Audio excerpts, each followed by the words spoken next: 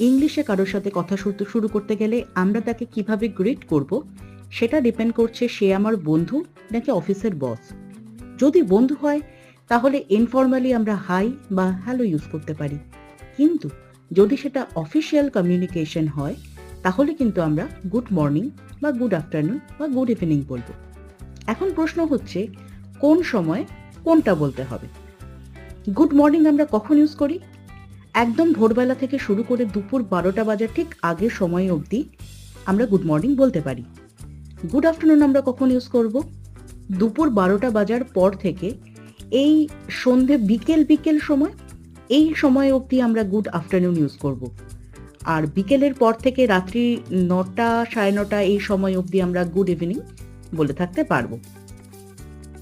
এখন যদি কাউকে বিদায় জানাতে হয় তখন আমরা এই সন্ধ্যের দিকের সময়টাতে গুড নাইট বলতে পারি, আর অন্যান্য সময় দিনের বেলাতে আমরা ইউজ করতে পারি গুড বাই।